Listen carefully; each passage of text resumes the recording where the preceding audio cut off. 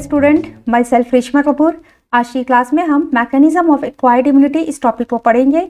Acquired immunity किस तरह से अपना काम करती है, कैसे टी हेल्पर सेल्स का एक्टिवेशन होता है और किस तरह से activated T helper cells CMI and AMI को जनरेट करती है। ये सब टॉपिक आज की क्लास में हम पढ़ेंगे। लेकिन इससे पहले I request from all of you, मेरे चैनल को यदि आपने सब्सक्राइब नहीं किया है तो प्लीज़ चैनल को सब्सक्राइब जरूर करें। वीडियो अच्छा लगे तो लाइक करें, अपने फ्रेंड्स के साथ में शेयर करें। टॉपिक के रिगार्डिंग आपकी कोई क्वेरी है तो आप मुझे मैसेज कर सकते हैं। डिस्क्रिप्शन में मेरा नंबर दिया गया है। इससे पहले की क्लास में बच्चों हमने इम्यूनिटी क्या है, उसके कौन कौन से टाइप्स होते हैं, इसको डिटेल में पढ़ा है। यहाँ पर हम एक्वायर्ड इम्यूनिटी को एक बार रिव्यू कर लेते हैं। एक्वायर्ड इम्यूनिटी के कौन कौन से फीचर्स होते हैं, कौन से टाइप्स होते हैं। ये इस टाइप की इम्यूनिटी है जिसको जनरेट होने के लिए किसी पैथोजन या एंटीजन की एंट्री जरूरी होती है। जैसे कि हमने पढ़ा है इनेट इम्यूनिटी में, उसको हम बर्थ के साथ में लेकर पैदा होते हैं। चाहे कोई पैथोजन हमारी बॉडी में जाए चाहे ना जाए, इनेट इम्यूनिटी के जो कंपोनेंट्स होते हैं वो हमेशा हमारी बॉडी में रहते हैं। लेकिन एक्वायर्ड इम्यूनिटी को हम जन्म के बाद एक्वायर करते हैं। इसके लिए हम इम्यूनिटी को एडेप्ट करेंगे, इसीलिए इसको हम एडेप्टिव या एक्वायर इम्यूनिटी कहते हैं। जब भी कोई पैथोजन या एंटीजन हमारी बॉडी में एंट्री करता है तो क्या होता है, उससे फाइट करने के लिए कुछ स्पेशल टाइप की सेल्स है, मॉलिक्यूल्स है, ये हमारी बॉडी में बनते हैं और उससे हमें फिर उस पैथोजन से इम्यूनिटी मिलती है। इसी को हम एक्वायर्ड इम्यूनिटी कहते हैं। ये जो इम्यूनिटी होती है ये मीडिएटेड होती है लिम्फोसाइट्स के द्वारा, mediated by lymphocytes. Acquired immunity के अगर हम फीचर्स देखें तो इस इम्यूनिटी में टॉलरेंस की प्रॉपर्टी होती है।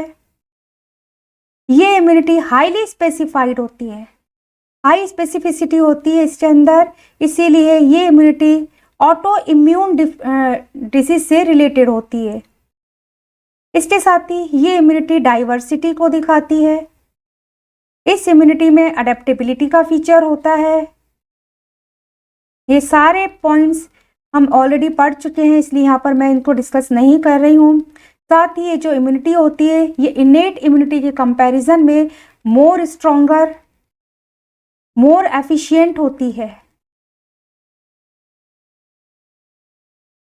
एक्वायर्ड इम्यूनिटी का एक यूनिक फीचर होता है कि ये मेमोरी सेल्स बनाकर इंफॉर्मेशंस को स्टोर करके रख सकती है। जब भी कोई पैथोजन आता है तो उस पैथोजन से फाइट करने के साथ साथ ही उस पैथोजन के लिए इंफॉर्मेशन को ये मेमोरी सेल्स की फॉर्म में स्टोर कर लेती है। जब भी वो पैथोजन नेक्स्ट टाइम री एंटर करेगा तो इसी मेमोरी सेल्स का यूज कर लिया जाता है।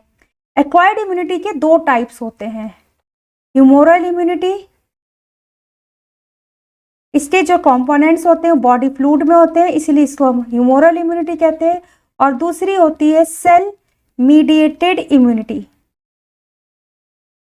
ये जो इम्यूनिटी होती है उसके इफेक्टर मॉलिक्यूल सेल्स होते हैं, सेल्स के द्वारा ये इम्यूनिटी काम करती है। ह्यूमोरल इम्यूनिटी का इफेक्टर मॉलिक्यूल एंटीबॉडी होता है।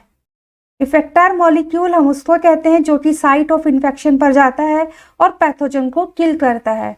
तो ह्यूमोरल इम्यूनिटी का जो इफेक्टर मॉलिक्यूल होता है वो एंटीबॉडी होता है।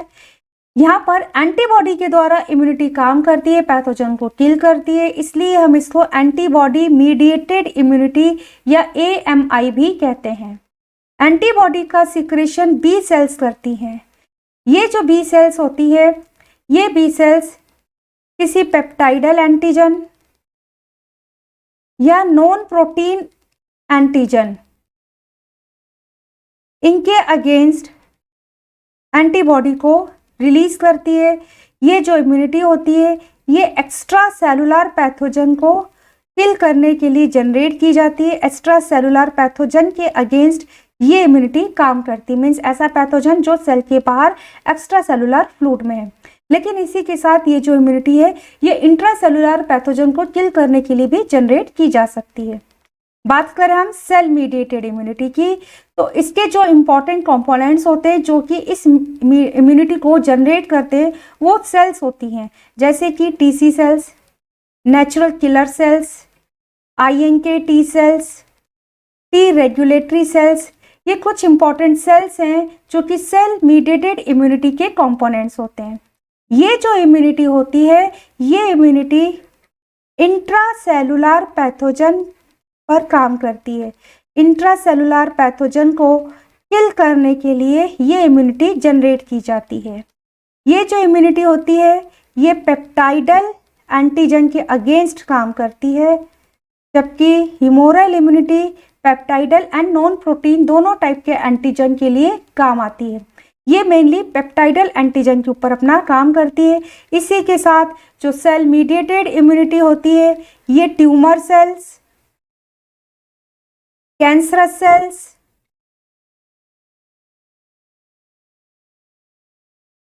एंड ट्रांसप्लांटेशन रिजेक्शन, वहाँ भी सेल मीडिएटेड इम्यूनिटी ही काम करती है। ट्रांसप्लांटेशन रिजेक्शन, वहाँ भी सेल मीडिएटेड इम्यूनिटी ही अपना काम करती है। तो सेल मीडिएटेड इम्यूनिटी होती है, ये किस तरह से अपना काम करती है? ये सेल साइटोटॉक्सिसिटी करके, एपोप्टोसिस के द्वारा या फैगोसाइटोसिस के द्वारा ये इम्यूनिटी अपना काम करती है। इम्यूनिटी चाहे ह्यूमोरल टाइप की हो या फिर सेल मीडिएटेड हो, दोनों ही टाइप की इम्यूनिटी को जनरेट होने के लिए एक्टिवेटेड टी हेल्पर सेल्स की नीड होती है। एक्टिवेटेड टी हेल्पर सेल्स जो है वो दोनों टाइप की इम्यूनिटी को जनरेट करती हैं। Now mechanism of acquired immunity, चाहे इनेट टाइप की हो या एक्वायर्ड इम्यूनिटी हो, इम्यूनोलॉजिकल रिस्पॉन्स को जनरेट होने के 3 फेजेस होते हैं। 3 फेजेस से होकर गुजरना पड़ता है। फर्स्ट होता है रिकॉग्निशन फेज, जिसमें एंटीजन को पहचाना जाता है कि सेल्फ एंटीजन है या नॉन सेल्फ एंटीजन है। उसके बाद आता है एक्टिवेशन फेज, जब पता चल जाता है कि नॉन सेल्फ एंटीजन है तभी सेकंड फेज में काम होता है। एक्टिवेशन फेज में क्या होता है कि सेल टू सेल इंटरेक्शन होता है, जिसके अंदर एक्टिव सेल्स, ऐसी सेल्स एक्टिवेट होती हैं जो कि इफेक्टर मॉलिक्यूल के ऊपर अपना काम करेंगी या इफेक्टर मॉलिक्यूल को जनरेट करेंगी। मीन्स इस फेज में एक्टिवेशन सेल्स को इंफॉर्मेशन दी जाती हैं और साथ ही मोबिलाइजेशन होता है। थर्ड फेज होती है इफेक्टर फेज। इस फेज में क्या होता है कि ऐसे मॉलिक्यूल जो कि पैथोजन को किल करेंगी, जैसे कि एंटीबॉडी या सेल्स जो कि पैथोजन को किल करेंगी, वो साइट ऑफ इन्फेक्शन पर अपना काम करती हैं एंड पैथोजन को किल करती हैं। तो इस तरह से इम्यूनोलॉजिकल रिस्पॉन्स के लिए किसी भी इम्यूनिटी को काम करने के 3 फेजेस से होकर गुजरना पड़ता है। एक्वायर्ड इम्यूनिटी में भी यही फर्स्ट फेज होता है, रिकॉग्निशन ऑफ एंटीजन। सबसे पहले एंटीजन को पहचाना जाता है, जैसे कि कुछ एंटीजन बॉडी में एंटर करते हैं। जब ये एंटीजन एंटर करते हैं तो ये आ जाते हैं एक्स्ट्रा सेलुलर फ्लूइड में। एक्स्ट्रा सेलुलर फ्लूइड, कोई भी पैथोजन हो, कोई भी एंटीजन हो, उसको सबसे पहले एक्स्ट्रा सेलुलर फ्लूइड में आना होता है। जैसे ही एंटीजन एक्स्ट्रा सेलुलर फ्लूइड में आता है, साइड बाय इनेट इम्यूनिटी अपना काम कर रही होती है। एक्वायर्ड इम्यूनिटी किस तरह से जनरेट होगी, इसके लिए क्या होता है, एक्स्ट्रा सेलुलर फ्लूइड में कुछ स्पेशल टाइप की सेल्स होती हैं जिनको हम डेंड्राइटिक सेल्स कहते हैं। ये dendritic sales professional antigen presenting sales या APC भी कहलाती हैं, क्योंकि ये एंटीजन को प्रेजेंट करती हैं, एंटीजन को लेकर जाती हैं टी हेल्पर सेल्स तक, इसलिए इनको हम एंटीजन प्रेजेंटिंग सेल भी कहते हैं। इन डेंड्राइटिक सेल पर MHC क्लास 2 होता है, साथ ही इनकी सरफेस पर PRR पैटर्न रिकॉग्निशन रिसेप्टर भी प्रेजेंट होता है। अपने PRR के द्वारा ये डेंड्राइटिक सेल एंटीजन को रिकॉग्नाइज कर लेती हैं। रिकॉग्निशन के बाद में क्या होता है, इनको एक सिग्नल मिलता है।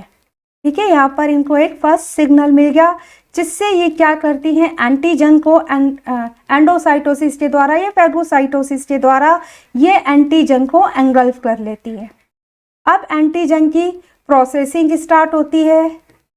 प्रोसेसिंग में एंटीजन पीसेस में तोड़ा जाता है। इसी के साथ में क्या होता है, ये एंटीजन को अपने MHC क्लास 2 पर रिप्रेजेंट करती हैं। ठीक है, क्योंकि इनका काम क्या है, ये टी हेल्पर सेल्स को एंटीजन दिखाएंगी। ठीक है, जो कि इम्यूनिटी को जनरेट करेगा। अभी हमने पढ़ा है कि टी हेल्पर सेल्स दोनों टाइप की इम्यूनिटी को जनरेट करने के लिए, एक्टिवेट करने के लिए जरूरी होता है। तो ये जो डेंड्राइटिक सेल हैं, जस्ट सपोज ये कोई एंटीजन है, ये हमारी बॉडी की सेल्स हैं। ठीक है। इन बॉडी सेल्स के चारों तरफ ये जो फ्लूइड है, इस फ्लूइड को कहते हैं एक्स्ट्रा सेलुलर फ्लूइड। इस एक्स्ट्रा सेलुलर फ्लूइड में ये एंटीजन आ जाते हैं। सबसे पहले कोई भी एंटीजन हो उसको एक्स्ट्रा सेलुलर फ्लूइड में आना होता है। एक्स्ट्रा सेलुलर फ्लूइड में डेंड्राइटिक सेल्स रिक्रूट की गई हैं। सभी टाइप के टिश्यूज में डेंड्राइटिक सेल्स मिलती हैं क्योंकि इनके ऊपर MHC class 2 and PRR present होते हैं। ये अपने PRR के द्वारा क्या करती है, एंटीजन को रिकॉग्नाइज कर लेती हैं। ठीक है, इन्होंने एंटीजन को पहचान लिया, यहाँ पर रिकॉग्निशन हुआ। एंटीजन को अब ये एंडोसाइटोसिस या फैगोसाइटोसिस के द्वारा एंगल्फ करती हैं। अब इनकी प्रोसेसिंग स्टार्ट होती है। प्रोसेसिंग में एंटीजन जो है वो छोटे छोटे पीसेस में तोड़ा जाता है। इसी के साथ ही क्या करती हैं, एंटीजन को अपने MHC क्लास 2 पर रिप्रेजेंट करती हैं। ठीक है, अब हम इनको APC कहते हैं क्योंकि इन्होंने एंटीजन को अपनी सरफेस पर प्रेजेंट कर लिया। अब ये क्या कहलाएंगे, एंटीजन प्रेजेंटिंग सेल। तो ये जो सारे काम हो रहे हैं इसी के साथ साथ में मोबिलाइज भी हो रही हैं। ये जाती जा रही हैं, कहाँ जाती हैं ये APC मोबिलाइज्ड होती हैं और मोबिलाइज्ड होकर ये लिम्फ नोड्स में पहुंचती हैं। लिम्फ नोड्स के पैराकॉर्टेक्स रीजन में ये जाती हैं। पैराकॉर्टेक्स रीजन में T हेल्पर सेल्स प्रेजेंट होती हैं। Next, activation of T helper sales. अब हम देखते हैं कि किस तरह से T हेल्पर सेल्स एक्टिवेट होंगी। पैराकॉर्टेक्स रीजन, लिम्फ नोड्स के पैराकॉर्टेक्स रीजन में T हेल्पर सेल्स अपनी इनएक्टिव फेज में होती हैं। ठीक है, तो इनको एक्टिव होना है। एक्टिव होने के लिए क्या होता है कि फर्स्ट ये रिकॉग्नाइज करती है APC को, जो एंटीजन लेकर आ रही हैं। तो सबसे पहले T हेल्पर सेल्स उनको पहचानेंगी। तो फर्स्ट रिकॉग्निशन होता है, recognition of antigen presenting cell. इसके लिए क्या होता है, इसमें इंटरेक्शन होता है, interaction of T helper cells and APC, antigen presenting cells के बीच में इंटरेक्शन होगा। ठीक है, ये कोई एंटीजन प्रेजेंटिंग सेल है जो कि एंटीजन को लेकर आई है और ये T हेल्पर सेल है। ठीक है, अब इन दोनों के बीच में इंटरेक्शन होगा। ये जो इंटरेक्शन होता है ये डायरेक्ट इंटरेक्शन होता है। दो सेल्स आपस में डायरेक्ट कम्युनिकेट कर रही हैं, इसको हम सेल टू सेल कम्युनिकेशन कहते हैं। सेल टू सेल कम्युनिकेशन कहते हैं। दोनों सेल्स आपस में एक दूसरे के साथ बातचीत करती हैं। इंटरेक्शन में क्या होता है, इसको एक्टिवेट होने के लिए 3 सिग्नल चाहिए होते हैं। तो फर्स्ट ये इंटरैक्ट करती हैं, T हेल्पर सेल्स इंटरैक्ट करती हैं, interact with CD4 and T cell receptor के द्वारा। तो सबसे पहले T हेल्पर सेल्स इंटरैक्ट करेंगी अपने CD4 and T cell receptor के द्वारा। ये MHC क्लास 2 को पहचानेंगी, यहाँ कोई एंटीजन को लेकर मेरे पास में APC जो है वो आई है। तो इस तरह से T हेल्पर सेल्स APC को रिकॉग्नाइज करती हैं। इससे क्या होता है, इस रिकॉग्निशन के से T हेल्पर सेल्स को फर्स्ट सिग्नल मिलता है। ठीक है, फर्स्ट सिग्नल फॉर एक्टिवेशन। ये किससे मिला T हेल्पर सेल्स को, ये मिला है इसको एंटीजन से। ठीक है, CD4 के द्वारा इन्होंने पहचान लिया और इससे इसको सिग्नल मिला। सिग्नल मिलकर अभी ये एंटीजन के साथ में एंटीजन को लाने वाली APC को पहचान जाती हैं।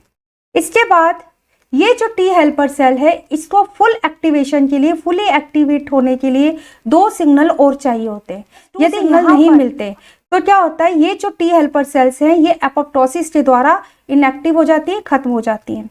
तो सेकंड सिग्नल, एक्टिवेशन के लिए जो सेकंड सिग्नल मिलता है उसके लिए ये सेल्स इंटरैक्ट करती हैं, इंटरैक्ट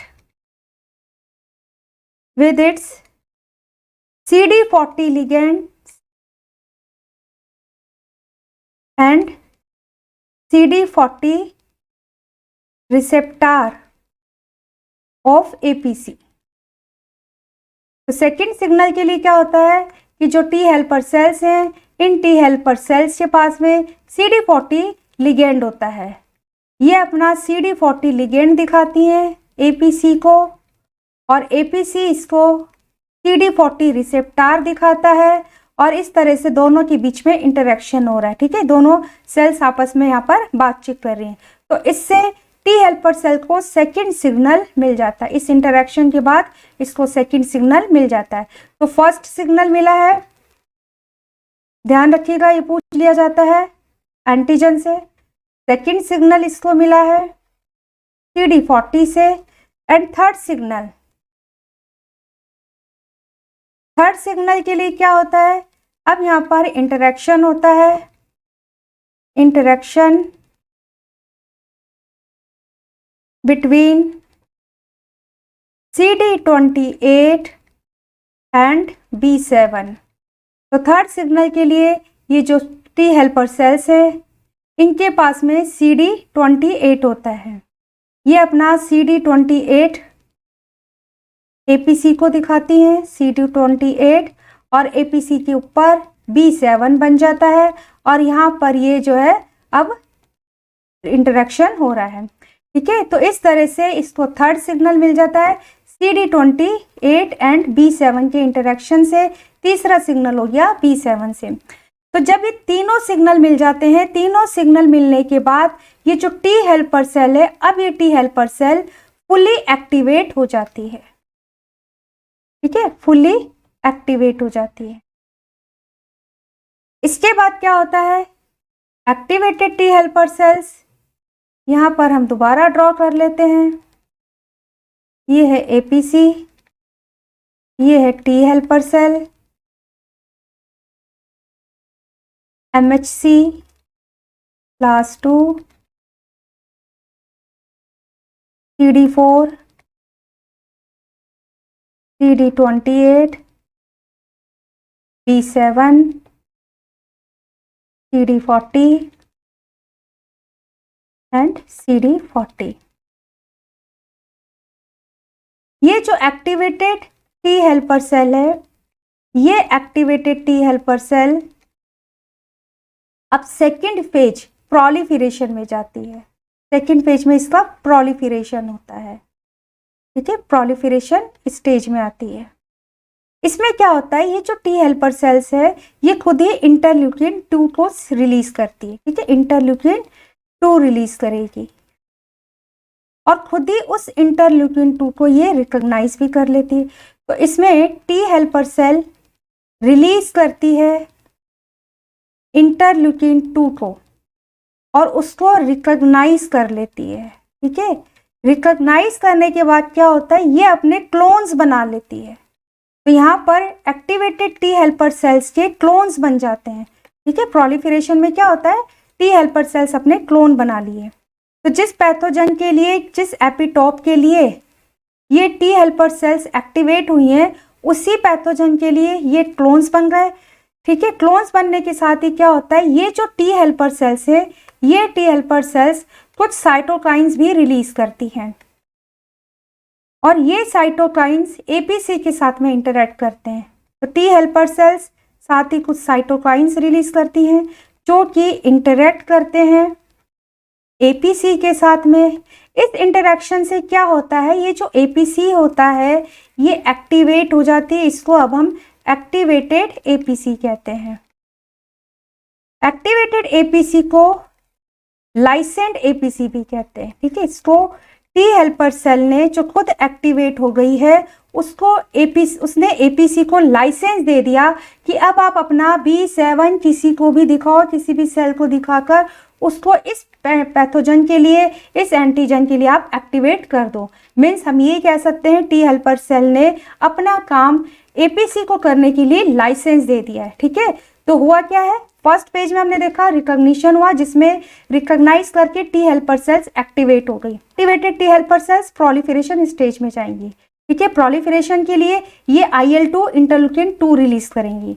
इंटरल्यूकिन 2 को खुद ही पहचान जाती हैं, ठीक है, और अपने क्लोन बना देती हैं। मीन्स इनका नंबर इंक्रीज हो रहा है यहाँ पर, ठीक है, यहाँ पर इनका नंबर इंक्रीज हो रहा है। इसी के साथ ये जो टी हेल्पर सेल है ये साइटोकाइंस रिलीज करती है जो कि APC के साथ में इंटरैक्ट करता है। इंटरैक्ट करने से APC एक्टिवेटेड हो जाती है, जिसको हम लाइसेंट APC कहते हैं। मीन्स इसको अब लाइसेंस मिल जाए, किसी दूसरी सेल्स को एक्टिवेट कर सकती है इस पैथोजन के अगेंस्ट इम्यूनिटी को डेवलप करने के लिए, ठीक है। तो ये जो अब लाइसेंट APC है ये भी कुछ साइटोकाइंस को अब रिलीज करती है। तो लाइसेंट APC ये भी साइटोकाइंस रिलीज करती है। ये जो साइटोकाइंस रिलीज करती है ये साइटोकाइंस क्लोन्स के साथ में जाकर इंटरैक्ट करते हैं, ठीक है। इनका इंटरेक्शन होता है टी हेल्पर क्लोन के साथ में, टी हेल्पर क्लोन्स के साथ में। इससे क्या होता है कि ये जो प्रोलिफरेशन स्टेज के बाद ये next third phase differentiation phase में आ जाते हैं, ठीक है। अब डिफरेंशिएशन स्टार्ट हो जाता है, डिफरेंशिएशन ऑफ क्लोन्स, जिससे सेल्स का फेट डिटर्मिनेशन होता है। फेट डिटर्मिनेशन होगा यहाँ पर, क्लियर है। क्या हुआ, लाइसेंट APC इसने कुछ साइटोकाइंस रिलीज किए, ये साइटोकाइंस क्लोन्स के साथ में इंटरैक्ट करते हैं, जिससे इन क्लोन्स का, इन सेल्स का अब डिफरेंशिएशन होगा, फेट डिटर्मिनेशन होगा। इससे से इन्फ्लुएंस्ड होकर ये जो टी हेल्पर सेल्स के क्लोन है ये 3 डिफरेंट टाइप्स के टी हेल्पर सेल्स बनाते हैं। कौन कौन से टी हेल्पर्स बनते हैं, TH1, TH2 एंड TH17, ठीक है। ये 3 टाइप्स के टी हेल्पर सेल्स बनते हैं। 3 टाइप्स के टी हेल्पर सेल्स में डिफरेंशिएट होना डिपेंड करता है लाइसेंट सेल से मिलने वाले इंटरल्यूकिन के ऊपर। अगर ये लाइसेंट सेल इंटरल्यूकिन 12 को रिलीज करते हैं, इंटरल्यूकिन 12 रिलीज होता है, तो ये TH1 में डिफरेंशिएट होते हैं, ठीक है। क्लोन्स जिसमें डिफरेंशिएट हो गए TH1 में। अगर इंटरल्यूकिन 4 रिलीज होता है तो क्लोन्स TH2 में डिफरेंशिएट होंगे। अगर interleukin 6 and TGF factor beta release होता है तो क्लोन्स TH17 में डिफरेंशिएट होंगे, ठीक है। तो फर्स्ट रिकॉग्निशन हो गया, एक्टिवेशन हुआ। सेकंड फेज में प्रोलिफरेशन हो रहा है, नंबर्स इंक्रीज हो रहे हैं टी हेल्पर सेल्स के। थर्ड फेज में टी हेल्पर सेल्स का डिफरेंशिएशन हो रहा है, जिसमें फेट डिटर्मिनेशन हो रहा है। इंटरल्यूकिन सीक्रेट किए जाते हैं लाइसेंट APC के द्वारा। ये जो इंटरल्यूकिन होते हैं इनके इन्फ्लुएंस से 3 डिफरेंट टाइप्स के टी हेल्पर सेल्स बनती हैं, जो कि डिपेंड करता है ऑन पैथोजन, कौन सा पैथोजन आया है उसके अगेंस्ट बनते हैं, ठीक है।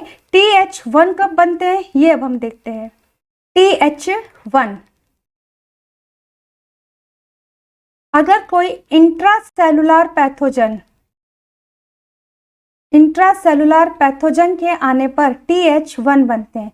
इंट्रासेलुलर पैथोजन जैसे कि कोई बैक्टीरिया, वायरस, कोई भी प्रोकैरियोटिक पैथोजन जो होता है, अगर वो आता है तो TH1 बनते हैं।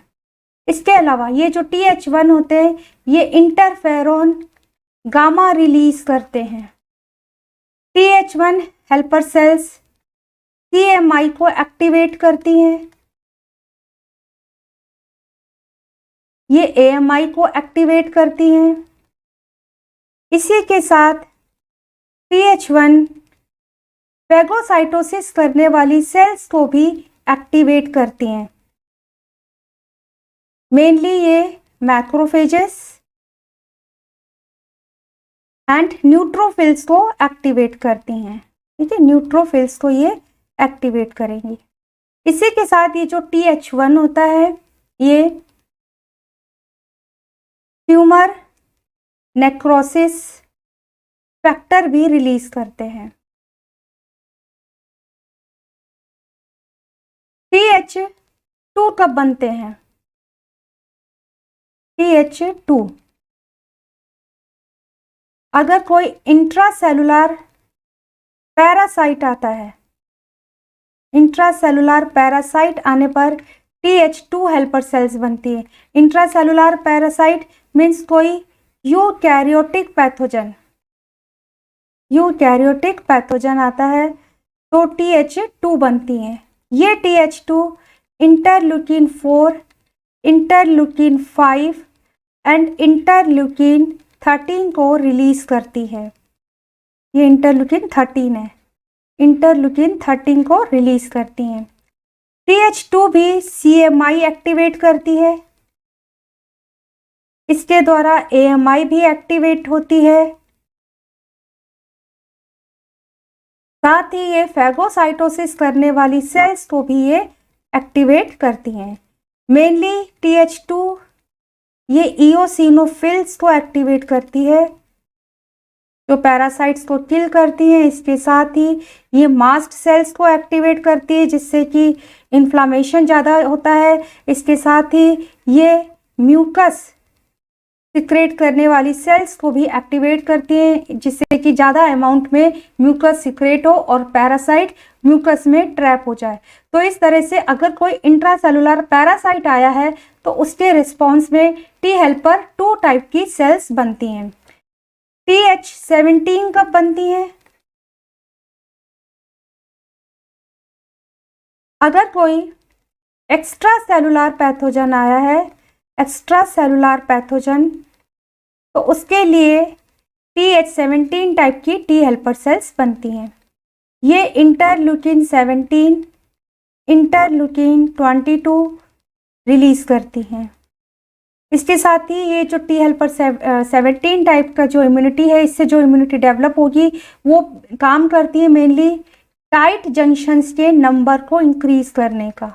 सबसे पहले ये सेल मेम्ब्रेन के टाइट जंक्शंस के नंबर को इंक्रीज करती हैं जिससे कि लीकिंग रुक जाए और बाहर से आने वाला पैथोजन अब आना रुक जाए। इसी के साथ ये AMI को एक्टिवेट करेंगी। साथ ही ये फैगोसाइटोसिस करने वाली सेल्स को भी ये एक्टिवेट करती हैं। तो इस तरह से 3 डिफरेंट टाइप्स के T helper cells clone cell से डिफरेंशिएट होते हैं। TH1 बनेगी अगर कोई इंट्रासेलुलर पैथोजन आया, मेनली प्रोकैरियोटिक जैसे कोई बैक्टीरिया आया है या वायरस है। TH2 इंट्रासेलुलर पैरासाइट्स के रिस्पॉन्स में TH2 बनती हैं। एंड TH17 कब बनते हैं? जब कोई एक्स्ट्रा सेलुलर पैथोजन बॉडी में एंटर करता है। Now regulation of T helper sales. T helper sales का जो फॉर्मेशन हो रहा है उसको रेगुलेट करना भी जरूरी होता है ताकि जो इम्यूनोलॉजिकल रिस्पॉन्स है वो कंट्रोल्ड रहे। Regulation of T helper sales. T helper sales के रेगुलेशन के लिए टी रेगुलेटरी सेल्स होती हैं। तो रेगुलेशन के लिए टी रेगुलेटरी सेल्स होती हैं। ये T regulatory sales negative feedback के द्वारा नेगेटिव फीडबैक जनरेट करके टी हेल्पर सेल्स के एक्टिवेशन एंड प्रोलिफरेशन को इनहिबिट करेंगी। प्रोलिफरेशन को ये इनहिबिट करती हैं। टी रेगुलेटरी सेल्स ये interleukin 10 and TGF beta release करती हैं और इस तरह से ये नेगेटिव फीडबैक देकर टी हेल्पर सेल्स के एक्टिवेशन एंड प्रोलिफरेशन को इनहिबिट करती हैं। अगर ये टी रेगुलेटरी सेल्स अपना काम ज़्यादा करे, means if they work more, तब क्या होगा? If they work more, T regulatory sales अपना काम ज़्यादा करें। इनका काम क्या है? ये टी हेल्पर सेल्स को एक्टिवेशन को, उसके प्रोलिफरेशन को रोक रही हैं। इट मीन्स क्या है? इफेक्टर मॉलिक्यूल्स कम जनरेट होंगे। ठीक है, तो अगर ये ज़्यादा काम करेंगी तो क्या होगा कि पैथोजन किल होने से पहले ही, बिफोर किलिंग द एंटीजन, क्या होगा? टी हेल्पर सेल्स जो हैं वो इनएक्टिवेटेड हो जाएंगी, उनका एक्टिवेशन रुक जाएगा जिससे इफेक्टर मॉलिक्यूल को इंफॉर्मेशंस नहीं मिलेगी, वो अपना रिस्पॉन्स नहीं दिखा सकेंगे और अल्टीमेटली क्या होगा कि इन्फेक्शन जो है बॉडी में स्प्रेड होगा। ठीक है, तो इस तरह से T helper sales T regulatory sales अगर ज़्यादा काम करेंगी तो इन्फेक्शन ज़्यादा स्प्रेड होता है। अगर ये कम काम करें, इफ़ दे वर्क लेस, अगर ये कम काम करेंगी तब क्या होगा, अगर ये काम कम कर रही हैं इट मीन्स क्या है, ज़्यादा टी हेल्पर सेल्स बन रही हैं, ज़्यादा इफेक्टार मॉलिक्यूल्स बन रहे हैं। इसका मतलब पैथोजन तो किल हो गया, एंटीजन किल हो चुका है, लेकिन उसके साथ साथ में तब भी रिस्पॉन्स चला आ रहा है। तो जो इफेक्टार मॉलिक्यूल है वो एंटीजन के साथ साथ में आसपास की सेल्स को भी डैमेज करना स्टार्ट कर देगा, जिससे कि एक हाइपर इम्यून रिस्पॉन्स जनरेट होगा। ठीक है, हाइपर इम्यून रिस्पॉन्स जनरेट होगा। तो ये बहुत इंपॉर्टेंट है टी रेगुलेटरी सेल का प्रॉपर वे में काम करना। अगर ये ज़्यादा काम करेंगी तो अभी एंटीजन किल हुआ नहीं है, लेकिन पहले से ही टी हेल्पर सेल्स का एक्टिवेशन रुक गया, इफेक्टर मॉलिक्यूल नहीं बने, जिससे कि इन्फेक्शन बॉडी में अब स्प्रेड हो रहा है। तो इनके ज़्यादा काम करने से इन्फेक्शन भी ज़्यादा स्प्रेड होता है। अगर ये कम काम करती हैं तो क्या होता है कि एंटीजन खत्म हो गया, लेकिन उसके बाद भी टी हेल्पर सेल्स जो हैं वो इंफॉर्मेशन सेंड करती जा रही हैं, वो एक्टिवेट कर रही हैं इफेक्टार मॉलिक्यूल्स को, जिससे कि इफेक्टार मॉलिक्यूल्स एंटीजन के साथ साथ में आसपास की सेल्स को भी डैमेज कर रहे हैं। तो इस तरह से हाइपर इम्यून रिस्पॉन्स जनरेट होता है। तो ये था first way for the regulation of T helper sales. T helper sales के रेगुलेशन के लिए सेकेंड जो मेथड होता है वो होता है CTLA4। CTLA4 रिसेप्टर खुद टी हेल्पर सेल्स पर प्रेजेंट होता है। CTLA4 ये टी हेल्पर सेल्स पर प्रेजेंट होता है। ये CTLA4 किस तरह से अपना काम करता है ये अब हम देखते हैं। ये जो टी हेल्पर सेल्स है, ठीक है, इन पर CTLA4 प्रेजेंट होता है। ये CTLA4 क्या करता है, CD28 एंड B7 के इंटरेक्शन को ये ब्रेक कर देता है।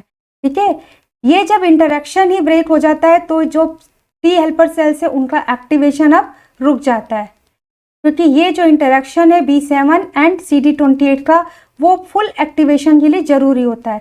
तो CTLA4 ये क्या करता है, ये ब्रेक करता है, break the interaction of CD28 and B7 receptor. तो इस तरह से ये भी नेगेटिव फीडबैक देता है, जिससे क्या होता है, एक्टिवेशन जो है टी हेल्पर सेल्स का वो इनहिबिट हो जाता है। Activation of T helper sales inhibited. तो इस तरह से टी हेल्पर सेल्स का रेगुलेशन होता है। नेक्स्ट हम पढ़ते हैं कि टी हेल्पर सेल्स किस तरह से इम्यूनिटी को जनरेट कर रहे हैं।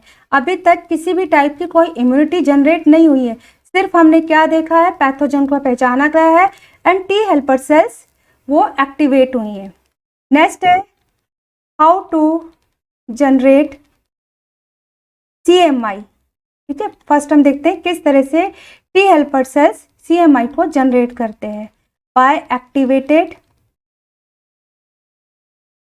T helper cells. CMI की जो मेन सेल्स होती हैं जैसे कि TC सेल है, NK सेल्स है, ठीक है, INK T सेल्स है, ये इसके मेन कंपोनेंट्स होते हैं। हम देखते हैं किस तरह से TC सेल एक्टिवेटेड होती है। ठीक है, activation of TC cells by T helper cells. ये जो TC सेल हैं, ये TC सेल अपनी इनएक्टिव G0 स्टेज में मिलती हैं। ठीक है, इनएक्टिव G0 स्टेज में होती हैं। इनके एक्टिवेशन के लिए क्या होता है, जस्ट सपोज ये कोई TC सेल है, इनके एक्टिवेशन के लिए एंटीजन प्रेजेंटिंग सेल APC आती है, क्योंकि APC को क्या मिल गया है, लाइसेंट मिल गया है। ठीक है, अब ये लाइसेंट APC के द्वारा इनका एक्टिवेशन स्टार्ट होता है। ये जो APC होती है TC को एक्टिवेट करने के लिए एंटीजन को अपने MHC क्लास 1 पर रिप्रेजेंट करती है। ठीक है, तो फर्स्ट क्या होता है, लाइसेंट APC represent antigen on MHC class 1 by cross switching. Cross switching क्या होता है इसको बाद में क्लास में पढ़ेंगे, ठीक है। तो टीसी सेल को इसने दिखाया था, सॉरी टी हेल्पर सेल्स को इसने MHC क्लास 2 पर दिखाया था। इसके पास MHC क्लास 1 भी होता है। ये क्रॉस स्विचिंग के द्वारा MHC क्लास 1 पर एंटीजन को रिप्रेजेंट कर देती हैं, क्योंकि इसको लाइसेंस मिल चुका है, ठीक है। B7 है इसके पास में, जिसके कारण टी हेल्पर सेल ने इसको लाइसेंस दे रखा है कि आप किसी भी सेल के पास में जाकर ये B7 दिखाओ और इस एंटीजन के लिए आप इसको एक्टिवेट कर सकते हो। टीसी सेल जो होती हैं ये अपने CD8 के द्वारा MHC क्लास 1 को पहचानती हैं और ये एंटीजन से इंटरेक्शन स्टार्ट कर देती हैं, ठीक है। तो नेक्स्ट टीसी सेल रिकॉग्नाइज करती हैं APC को, रिकॉग्नाइज APC बाय CD8। तो यहाँ पर ये जो इंटरेक्शन स्टार्ट हो जाता है, इसके बाद टीसी सेल को सेकंड सिग्नल मिलता है, ठीक है। जब इंटरेक्शन हो गया, इसने रिकॉग्नाइज कर लिया CD8 से, तो अब टीसी सेल को फर्स्ट सिग्नल मिल गया, इसने एंटीजन को पहचान लिया, फर्स्ट सिग्नल मिल गया। किससे मिल गया? खुद एंटीजन से इसको फर्स्ट सिग्नल मिल गया, ठीक है। अब सेकंड सिग्नल के लिए टीसी सेल इंटरैक्ट करेंगी, interact with their CD28 and B7। लाइसेंट सेल इसके पास B7 होता है और टीसी सेल के पास में CD28 है। तो यहाँ पर B7 एंड CD28 से इन दोनों के बीच में इंटरेक्शन हो रहा है, ठीक है। तो यहाँ पर इसको टीसी सेल को दो सिग्नल मिल गए, लेकिन अभी भी टीसी सेल को तीसरा सिग्नल चाहिए होता है, थर्ड सिग्नल इसको चाहिए।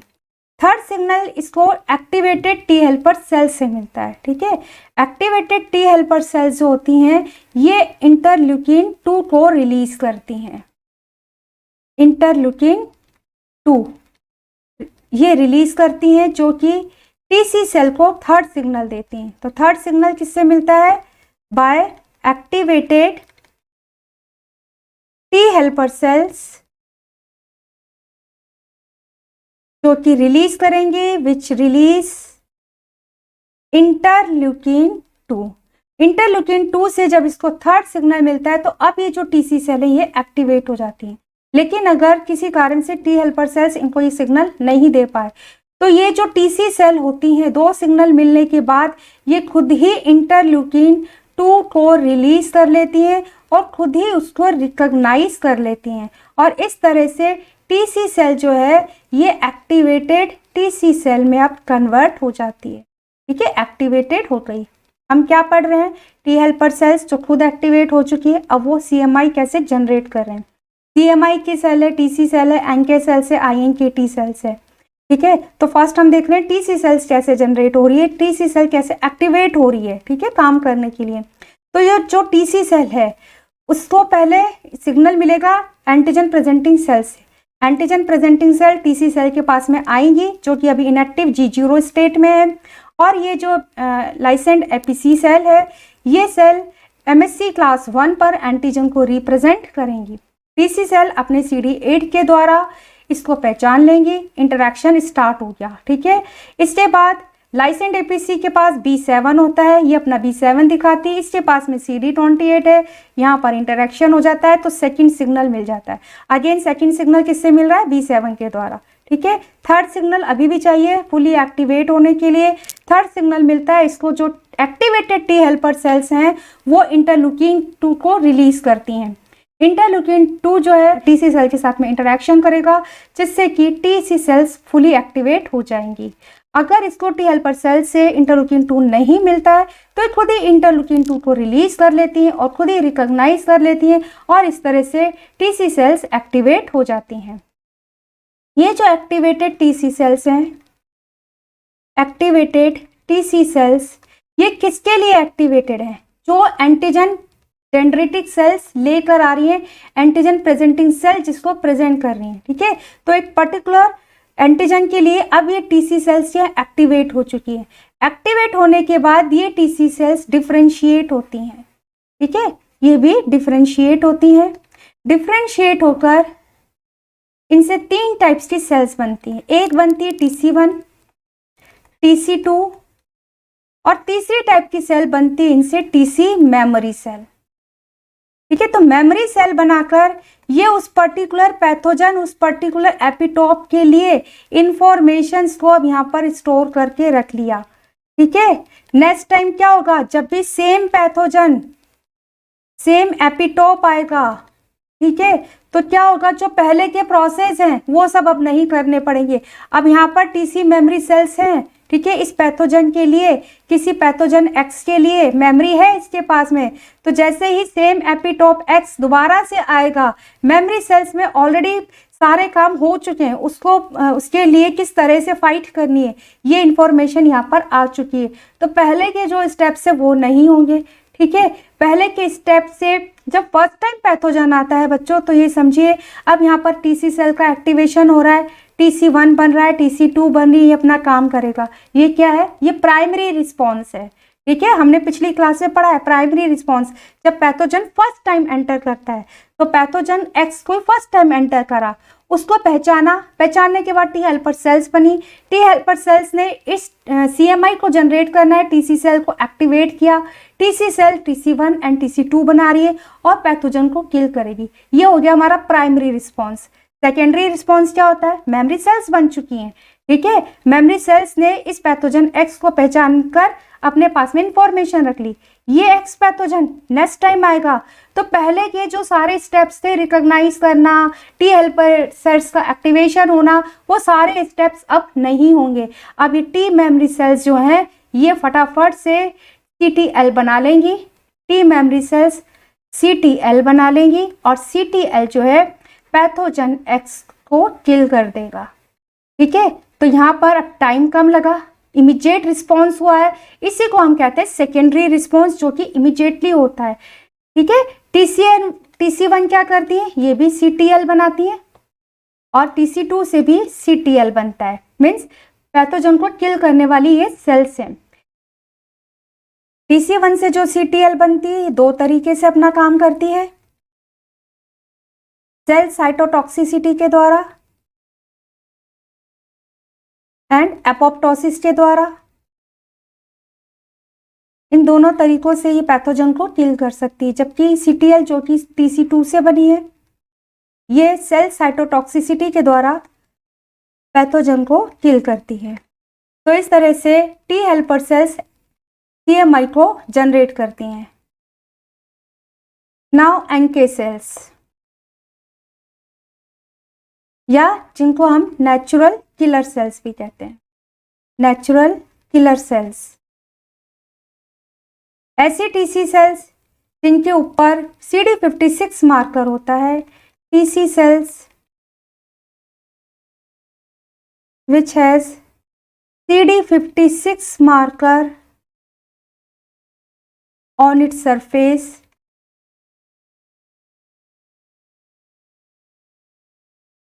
differentiate into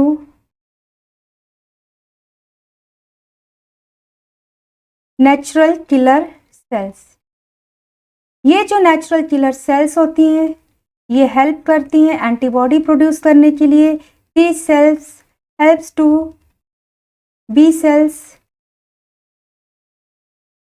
for the antibody secretion।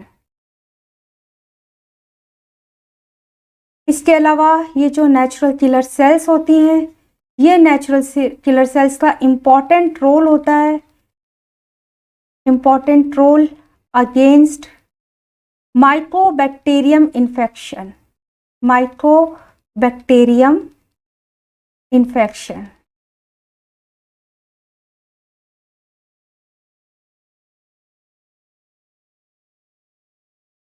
अब हम देखते हैं कि किस तरह से AMI जनरेट की जाती है। हाउ टी सेल्स और T helper sales generate AMI, antibody mediated immunity. T helper cells जो होती है वो दोनों टाइप्स की इम्यूनिटी के लिए मीडिएटर जैसे होती है, लिंकर का काम करती हैं। ठीक है, जैसे कोई पैथोजन एंटीजन है, ये एक्स्ट्रा सेलुलर फ्लूइड में आया, ठीक है। एक्स्ट्रा सेलुलर फ्लूइड में आने के बाद ये डेंड्राइटिक सेल्स के द्वारा पहचाना जाता है। Dendritic cells antigen presenting cell के रूप में एंटीजन को ले जाती हैं टी हेल्पर सेल्स को। टी हेल्पर सेल्स एक्टिवेट होती हैं, ठीक है। Activated T helper cells, activated T helper cells CMI को जनरेट करती है। सीएमआई में टीसी सेल एक्टिवेट होंगी। ये टीसी सेल्स साइटोटॉक्सिसिटी करने वाली जो सेल्स हैं ये सीटीएल बनाएंगी एंड सीटीएल इन्फेक्शन साइट पर पैथोजन को किल करेगा, ठीक है। तो एक तरफ एक्टिवेटेड टी हेल्पर सेल्स के द्वारा क्या हो रही है, सीएमआई जनरेट हो रही है। ये जो एंटीजन है, ये एंटीजन लिम्फ वेसल्स के द्वारा ये एंटीजन लिम्फ नोड्स में कॉर्टेक्स रीजन में भी आता है, ठीक है। कॉर्टेक्स रीजन में भी आता है जहां पर बी सेल्स प्रेजेंट होती हैं, ठीक है। कॉर्टेक्स रीजन में पहले से ही बी सेल प्रेजेंट होती हैं। ये बी सेल है। इन बी सेल के ऊपर बीसीआर होता है, बी सेल रिसेप्टर प्रेजेंट होते हैं, ठीक है। ये जो बी सेल्स होती हैं ये अपने बी सेल रिसेप्टर के द्वारा कॉर्टेक्स रीजन में जो एंटीजन आया है उस एंटीजन को रिकॉग्नाइज कर लेती हैं और उसको ये पहचान लेती हैं, ठीक है। जैसे ही ये अपने रिसेप्टर से एंटीजन को पहचानती हैं, इनको सिग्नल मिल जाता है। फर्स्ट सिग्नल मिल गया इनको एंटीजन से, ये एंटीजन को फेगोसाइटोसिस कर लेती हैं। एंटीजन की प्रोसेसिंग होती है, मतलब सेम स्टेप अभी हो रहे हैं, ठीक है। एंटीजन की प्रोसेसिंग होती है। इसी के साथ ये एंटीजन को रिप्रेजेंट करती हैं अपने एमएचसी क्लास 2 पर। एमएचसी क्लास 2 पर ये रिप्रेजेंट करती हैं। रिप्रेजेंट करके ये एक्टिवेटेड टी हेल्पर सेल्स के पास में जाती हैं, क्योंकि फर्स्ट सिग्नल तो इनको एंटीजन से मिल गया। एंटीजन को बी सेल ने पहचान लिया है अपने बीसीआर के द्वारा, ठीक है। अभी इसको एक्टिवेट होने के लिए, अभी इसको एंटीबॉडी सीक्रेट करने के लिए रेस्ट ऑफ द सिग्नल्स की भी नीड होती है, जो कि एक्टिवेटेड टी हेल्पर सेल्स देंगी, ठीक है। ये जो एक्टिवेटेड टी हेल्पर सेल्स हैं ये ऑलरेडी उस एंटीजन के लिए एक्टिवेटेड हो चुकी हैं, ठीक है। ये ऑलरेडी उसको पहचानती हैं। तो एक्टिवेटेड टी हेल्पर सेल्स के पास में टीसीआर होता है, टी सेल रिसेप्टर होता है। इसके द्वारा ये क्या करती हैं, ये बी सेल को पहचान लेती हैं। अब यहाँ पर B cell and T helper cells दोनों के बीच में इंटरेक्शन होता है। नेक्स्ट क्या होता है, ये जो एक्टिवेटेड टी हेल्पर सेल्स हैं ये बी सेल्स को सिग्नल देने के लिए अपना CD40 लिगेंड दिखाती हैं। बी सेल्स अपना CD40 रिसेप्टर दिखाती हैं, ठीक है। तो फर्स्ट सिग्नल मिला एंटीजन से, बी सेल्स को सेकंड सिग्नल मिलता है। सेकंड सिग्नल इसको मिला CD40 के इंटरेक्शन से, दोनों के बीच में इंटरेक्शन होता है। इसके बाद बी सेल्स को अभी थर्ड सिग्नल भी चाहिए, ठीक है, ताकि ये एंटीबॉडी को रिलीज करे, ठीक है। थर्ड सिग्नल के लिए क्या होता है, जो टी हेल्पर सेल्स है ये टी हेल्पर सेल्स इंटरल्यूकिन को रिलीज करती हैं, ठीक है। इनके द्वारा इंटरल्यूकिन 4, इंटरल्यूकिन 2 ये रिलीज किए जाते हैं। इससे बी सेल को थर्ड सिग्नल मिलता है।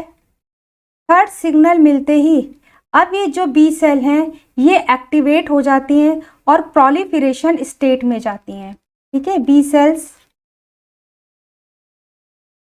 कौन सी बी सेल्स हैं, ये एक्टिवेटेड बी सेल्स है, ठीक है। एक्टिवेटेड बी सेल्स अब प्रोलिफरेशन स्टेज में जाएंगी, मीन्स अपने नंबर को बढ़ाएंगी। इनका प्रोलिफरेशन होता है। प्रोलिफरेशन होकर बी सेल्स बनती हैं, ठीक है। कुछ बी सेल्स ये प्राइमरी फोकाई में जाती हैं, प्राइमरी फोकाई में जाती हैं। वहां पर जाकर ये बी सेल प्लाज्मा बनाती हैं, प्लाज्मा सेल्स में कन्वर्ट हो जाती हैं और ये आईजीएम रिलीज करती हैं, आईजीएम एंटीबॉडी रिलीज करती हैं, ठीक है। अगेन आप समझिए हुआ क्या, बी सेल्स को रिसेप्टर, बी सेल के पास में बीसीआर रिसेप्टर है, एंटीजन जो है लिम्फ वेसल्स के थ्रू कॉर्टेक्स रीजन में भी आ रहा है, जहाँ पर बी सेल है। इसके पास में बीसीआर है। बीसीआर के द्वारा इन्होंने एंटीजन को पहचाना, एंटीजन की एंगल्फिंग की, फैगोसाइटोसिस हुआ। साथ ही इन्होंने एंटीजन को एमएससी क्लास 2 पर रिप्रेजेंट किया, क्योंकि इसको एंटीबॉडी सीक्रेट करनी है इस पैथोजन के लिए, तो इसको सिग्नल चाहिए। ठीक है, अब यहाँ पर ये जो टी हेल्पर सेल है जो ऑलरेडी एक्टिवेटेड हो चुकी है सेम एंटीजन के लिए, ये ऑलरेडी एक्टिवेटेड है, तो ये इसको सिग्नल देगी। ठीक है, टी हेल्पर सेल के पास में टीसीआर होता है, ये उस बी सेल को पहचान लेती है कि हाँ ये उसी एंटीजन को लेकर, उसी एपिटॉप को लेकर आ रही है जिसके लिए मैं एक्टिवेटेड हूँ। ठीक है, तो यहाँ पर रिकॉग्निशन स्टार्ट हो गया, इंटरेक्शन स्टार्ट हो गया। ये अपना CD40 दिखाएगी, इसके पास में CD40 रिसेप्टर है, इंटरेक्शन स्टार्ट हो गया, सेकंड सिग्नल मिल गया।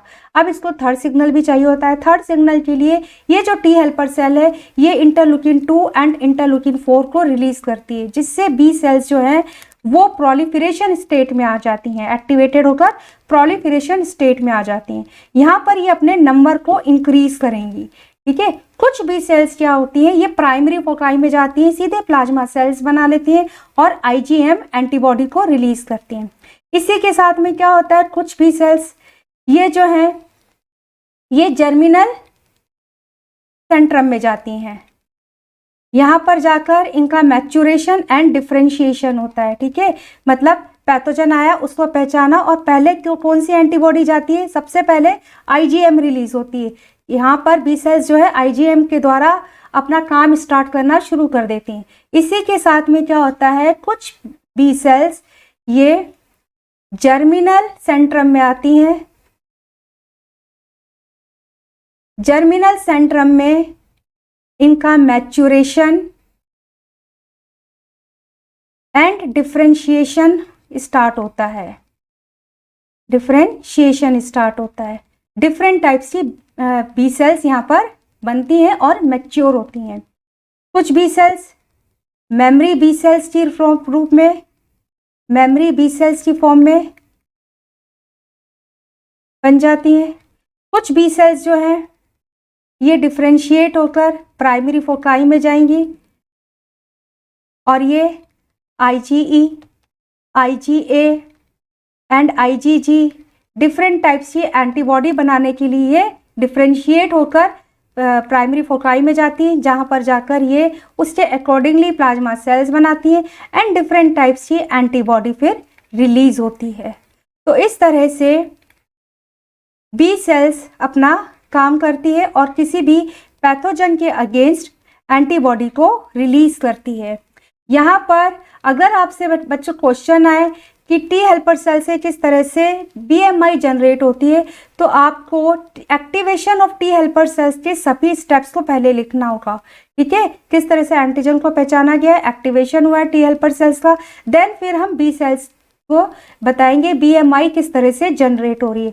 अगर हमसे CMI पूछी हुई है तब भी हम सेम प्रोसेस को, activation of T helper sales तक के प्रोसेस को बताएंगे, देन हम CMI किस तरह से जनरेट हुई है वो बताया जाएगा।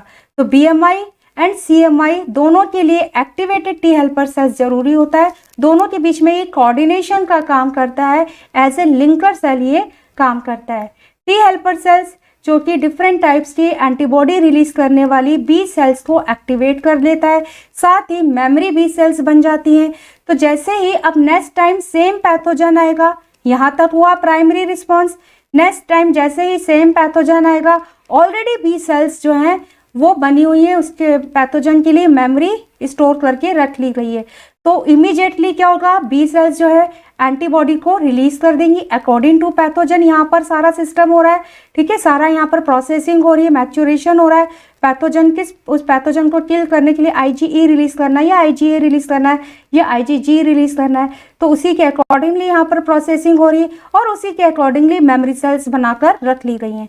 तो पैथोजन जैसे ही नेक्स्ट टाइम आएगा, फटाफट से मेमोरी बी सेल्स पैथोजन को रिकॉग्नाइज कर लेंगी और पहले वाले जो प्रोसेस थे वो अब नहीं होंगे, सीधा ही क्या होगा, पैथोजन को पहचान कर उसको किल करने के लिए एंटीबॉडी को रिलीज कर दिया जाएगा। आई होप स्टूडेंट्स आपको अच्छे से समझ में आया होगा कि एक्वायर्ड इम्यूनिटी काम कैसे करती है, किस तरह से टी हेल्पर सेल्स का एक्टिवेशन होता है। नेक्स्ट क्लास में हम सेल्स ऑफ इम्यून सिस्टम पढ़ेंगे। इम्यून सिस्टम की कौन कौन सी सेल्स होती हैं, उनका डेवलपमेंट कैसा होता है, उनका डिफरेंशिएशन कैसे होता है, उनका फंक्शन कैसे होता है। बहुत ही इंपॉर्टेंट टॉपिक है, इसके ऊपर आपका क्वेश्चन बन जाता है। मेरे चैनल को यदि आपने सब्सक्राइब नहीं किया है तो प्लीज़ चैनल को सब्सक्राइब जरूर करें। वीडियो अच्छा लगे तो लाइक करें, अपने फ्रेंड्स के साथ में शेयर करें। टॉपिक के रिगार्डिंग आपकी कोई क्वेरी है तो आप मुझे मैसेज कर सकते हैं, डिस्क्रिप्शन में मेरा नंबर दिया गया है। Thank you so much student.